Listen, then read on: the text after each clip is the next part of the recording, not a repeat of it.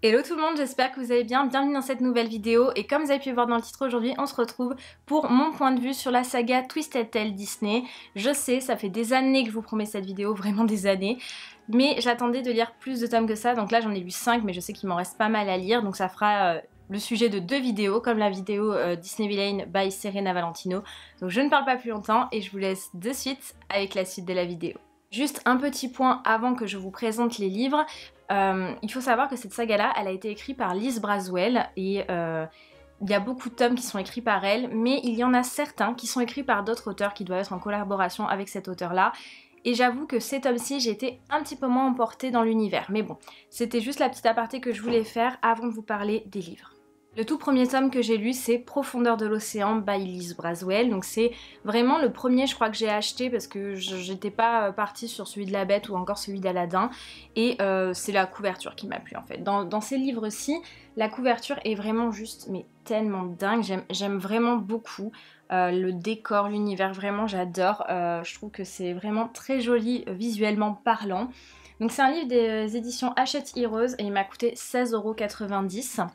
Il fait exactement, je vais vous dire ça, 442 pages et l'écriture est très très fine. Faut vraiment avoir de bons yeux pour le lire, mais j'ai adoré ce tome-ci, vraiment. C'est, je crois, vraiment celui, peut-être pas que j'ai préféré, mais en tout cas qui a été vraiment pour moi un gros coup de cœur pour la saga Twisted Tale.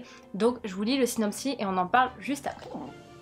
Ariel est une jeune sirène rêveuse qui ne souhaite que 2 choses, parcourir le monde et avoir des jambes. Cette curiosité pour le monde des humains et son attirance pour le prince Eric la poussent à transgresser les lois de son père, le roi Triton, et à commettre l'irréparable, échanger sa voix contre sa liberté. Mais tout bascule lorsqu'elle ne parvient pas à se défaire du marché passé avec Ursula. 5 années plus tard, orpheline et sans voix, Ariel est devenue la reine d'Atlantica, tandis que la sorcière des mers, toujours déguisée, règne sur le royaume du prince Eric. Lorsque la petite sirène découvre que son père pourrait être vivant, elle retourne à la surface pour confronter Ursula auprès d'un prince qu'elle imaginait ne jamais revoir. Ceci n'est pas l'histoire de la petite sirène telle que vous la connaissez. C'est une histoire de pouvoir, de courage, d'amour. Une histoire où un seul détail peut tout changer. Et en fait, c'est vraiment ça la saga Twisted Tale, c'est vraiment un détail qui change toute l'histoire. Et j'ai beaucoup aimé Ariel dans ce tome-ci parce que c'est vraiment une princesse combative. Je dis pas que dans le dessin animé ou dans l'histoire, la vraie histoire, elle n'est pas combative du tout. Mais là, c'est beau, elle est beaucoup moins enfantin, vraiment, il y a 5 ans qui sont passés, elle a plus de voix, elle a perdu son père, elle a pas réussi à avoir l'amour de sa vie. Enfin vraiment, c'est un super tome. On découvre les personnages beaucoup plus aussi, comme le prince Eric et tout ça. Enfin vraiment, c'est vraiment bien fait. L'univers de Liz Braswell pour ça est incroyable et vraiment, j'ai adoré. Pourtant, La Petite Sirène n'est pas mon dessin animé préféré, mais je vous avoue que celui-ci, ça a été vraiment un gros coup de cœur. Voilà, vraiment le côté combatif d'Ariel, d'essayer de retrouver son père, d'essayer de bouger les choses, et elle va du coup s'allier au prince Eric qui lui aussi comprend que tout ne va pas bien à cause d'Ursula. Et vraiment, très bon tome. En tout cas, pour commencer la saga, c'était un sans faute pour moi. On va continuer avec le tome 2 que j'ai lu, enfin le tome 2. C'est pas des tomes à proprement parler puisque c'est chacun une histoire différente, mais c'est le deuxième livre que j'ai lu en tout cas, c'est celui de Mulan, donc Réflexion de Elizabeth Lim, donc ce n'est plus Liz Braswell sur celui-ci, et je vous avoue que j'ai beaucoup moins aimé le livre. Vraiment, je sais pas, alors est-ce que c'est parce que je n'aimais pas le dessin animé Mulan réellement plus jeune, ou est-ce que c'est l'histoire ? Je sais pas, mais j'ai beaucoup moins accroché sur celui-ci. Donc il vient des éditions Hachette Heroes, bon toujours la couverture incroyable, bien évidemment, c'est ce qui est quand même assez sympa avec la saga Twisted Tale. Il m'a coûté 16,90 € aussi, et il est un peu plus petit, il me semble, en termes de pages. Ouais, c'est ça, on a 384 pages, vraiment jusqu'au bout du livre. Vous savez, des fois on a des pages un peu blanches à la fin, là pas du tout. Et l'écriture, pareil, est fine en fait. Dans les sagas Twisted Tale, c'est vraiment, faut avoir de bons yeux pour vouloir les lire parce que... voilà, c'est assez long. Comment vous dire? Ouais, j'ai pas accroché en fait dans l'univers parce que je pense que peut-être le fait que ce soit pas la même auteure, déjà ça... Enfin, forcément on a tous... Je pense qu'elles ont toutes un style d'écriture différente et j'ai moins aimé, je vous avoue. Je vais vous lire le synopsis et on en parle juste après. Mulan est une jeune femme au cœur d'or, dotée d'un tempérament de guerrière. Elle ferait n'importe quoi pour protéger ceux qu'elle aime et c'est donc instinctivement qu'elle décide de prendre la place de son père infirme dans l'armée. Dissimulée sous l'identité de Ping, elle ne peut s'empêcher de douter alors que le capitaine de son régiment, Li Chang, et elle se rapprochent. Mais tout bascule lorsqu'il est mortellement blessé à sa place. Dévorée par la culpabilité et poussée par un sens profond du devoir, Mulan est prête à tout pour sauver celui qu'elle aime, y compris se rendre dans le monde des morts, le Diu.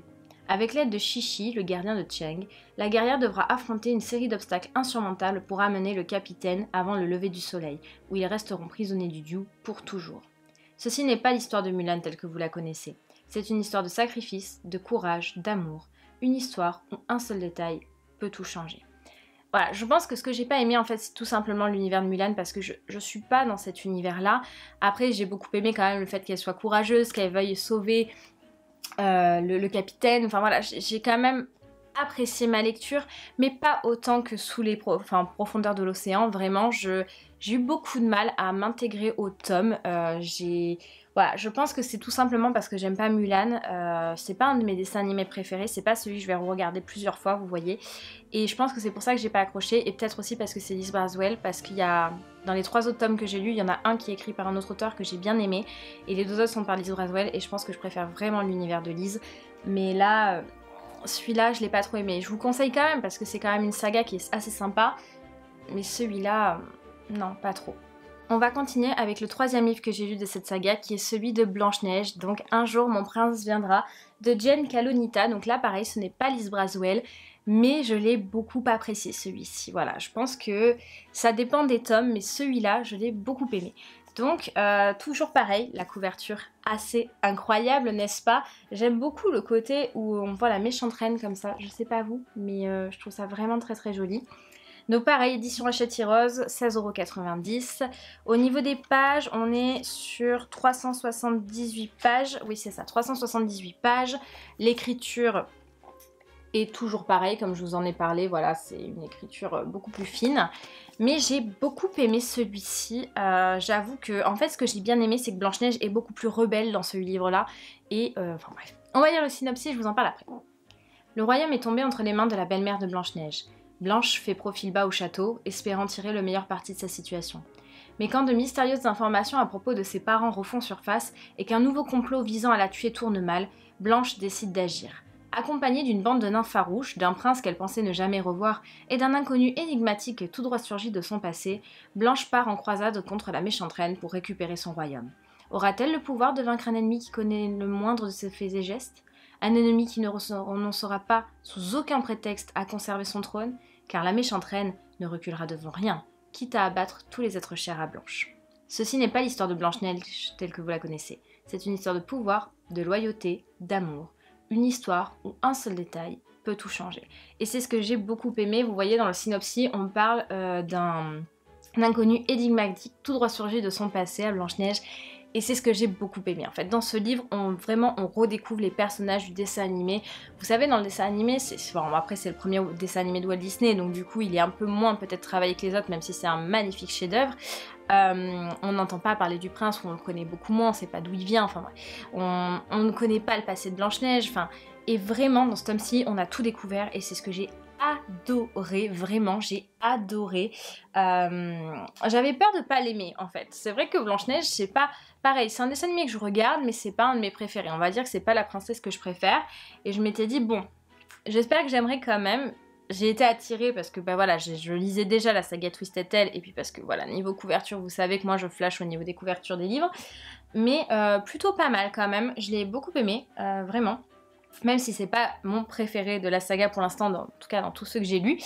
Mais très bon tome, vraiment je vous le conseille si vous aimez Blanche-Neige et que vous avez envie d'en découvrir un peu plus. Je pense que c'est une très très bonne lecture. L'avant-dernier livre que je vais vous présenter dans cette vidéo est vraiment un que j'ai adoré et vous allez comprendre pourquoi.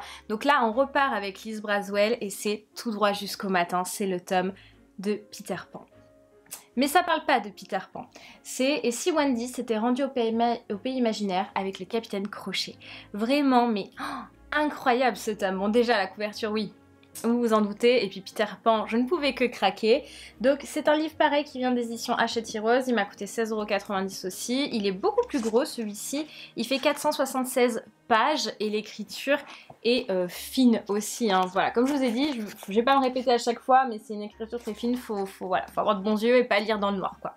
J'ai adoré ce tome, vraiment, pas parce que c'est juste Peter Pan, mais parce qu'on retrouve l'univers de Alice Braswell, et je vous l'ai dit, je pense que vraiment, pour la saga Twisted Tales, c'est vraiment la meilleure auteure, même si Jen Kalunita, oui c'est ça, Jen Kalunita a écrit un très bon livre sur Blanche-Neige, je pense que vraiment l'univers Twisted Tales devrait rester à Alice Braswell. Je vais vous lire le synopsis et on en parle juste après. Wendy Darling a 16 ans et sa vie est loin de ressembler à ce qu'elle avait imaginé. Piégée dans la torpeur d'une grande maison vide après le départ de ses frères en pensionnat, contrainte d'assister aux réceptions ennuyeuses données par ses parents qui, en outre, ont décidé de l'envoyer en Irlande comme gouvernante, Wendy aurait aimé que sa vie soit différente. Sa seule échappatoire est l'écriture. Et elle passe tout son temps, libre, à coucher sur papier les contes du pays imaginaire. Ainsi, lorsqu'un bateau pirate se présente et que son capitaine lui promet de l'y accompagner, Wendy n'hésite pas une seconde et passe un pacte avec le diable. Mais elle découvre vite que ce n'est pas le petit paradis qu'elle imaginait. D'étranges menaces se manifestent et le capitaine Crochet ne tarde pas à révéler ses plans diaboliques pour détruire toute la magie de ce monde dont elle a tant rêvé. Malgré l'animosité affichée d'une petite fée nommée Clochette, elles n'auront d'autre choix que de s'allier pour tenter de sauver Peter Pan et le pays imaginaire. Ceci n'est pas l'histoire de Peter Pan telle que vous la connaissez. C'est une histoire d'espoir, de rêve, de courage. Une histoire où seul un détail peut tout changer. Et c'est ce que j'ai adoré dans ce livre. Vous savez que moi je m'identifie beaucoup à Clochette parce que je sais pas, ce personnage c'est... Je sais pas, je saurais pas comment vous dire, un petit peu râleuse, un petit peu... Et puis alors la scène, je vous la mets là maintenant, la scène sur laquelle où je me reconnais totalement, c'est la scène où Clochette se met devant le miroir et voit ses hanches et commence à prendre ses mensurations et voit qu'elle a un peu grossi.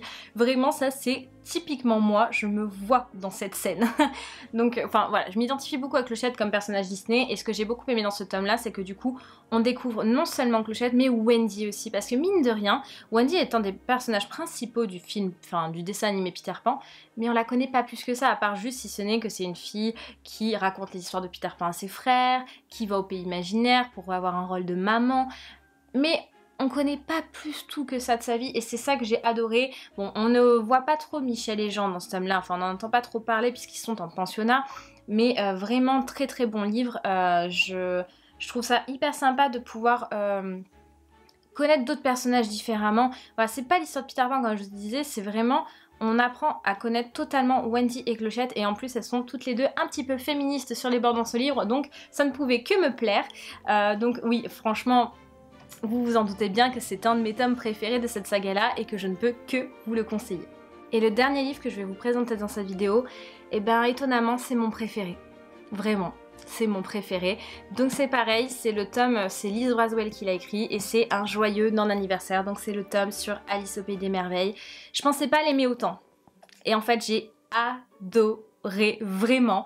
Donc il vient des éditions pareilles à Châtillon-Rose, 16,90 € il me semble, ou 18, je ne sais plus exactement parce que depuis les prix ont un petit peu augmenté. Vraiment incroyable, il fait exactement 470 pages, l'écriture, vous avez compris, est toujours aussi fine, et vraiment... incroyable. En fait, ce que j'ai adoré dans ce tome-là, je vais vous lire le synopsis juste après, mais je voulais dire ça quand même, c'est qu'ils ont réussi à mélanger l'histoire dessin animé et le film un peu de Tim Burton. Et c'est ce que j'ai adoré. Par contre, seul petit point négatif que je trouve, c'est qu'une saga comme ça, au rayon enfant ou adolescent, si vous voulez, enfin adolescent, vers 10 ans, pour moi, c'est pas un livre à lire pour les enfants de 10 ans, quoi, clairement. Bon, on va dire le synopsis, je vous en parle juste après. Et si Alice était très très en retard pour sauver le pays des merveilles? Alice est très différente des autres jeunes filles de 18 ans de Kexford. Elle préfère largement passer ses après-midi avec son appareil photo, avec les enfants jouer au parc ou dans le salon animé de sa tante Viviane, plutôt que de recevoir des invités ou faire de la broderie. Elle souhaite également en savoir plus sur le jeune avocat qu'elle vient de rencontrer. Mais juste parce qu'elle est curieuse, bien sûr, pas parce qu'il est gentil et charmant. Mais quand Alice développe les dernières photos qu'elle a prises de ses voisins, des visages surgis du passé apparaissent à la place de ses sujets habituels. La reine de cœur, le chapelier fou, la chenille. Et à la place de son autoportrait, Alice finit par tomber sur l'image la plus dérangeante de toutes, une jeune fille aux cheveux noirs, emprisonnée et blessée, l'appelant à l'aide. Revenant sur les lieux pleins de non-sens de son enfance, Alice a pour mission d'arrêter le règne tyrannique de la Reine de Cœur et de trouver sa place dans les deux mondes. Mais pourra-t-elle le faire avant la fin des temps ? Ce tome-là, vraiment, je l'ai adoré. Comme je vous ai dit, pour moi, c'est pas un tome pour les enfants de 10 ans parce qu'on entend beaucoup parler de mort dans ce livre-là, puisqu'il y a eu le règne tyrannique de la Reine de Cœur. Et donc, quand Alice revient, elle elle se rend compte que c'est un petit peu la résistance au pays imaginaire contre la Reine de Cœur. Par exemple, je veux pas vous spoiler, mais il y a des personnages qu'on connaît du dessin animé qui ne sont plus de ce monde-là malheureusement et qui sont morts dans ce livre-ci. Et ce que j'ai beaucoup aimé aussi, c'est qu'on entend parler de Marianne. Vous savez qui c'est Marianne? C'est le lapin blanc qui appelle Alice comme ça.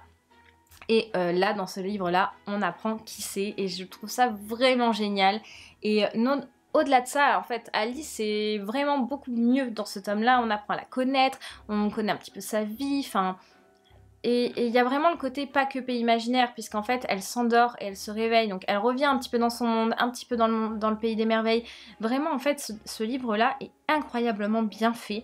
Et j'ai adoré.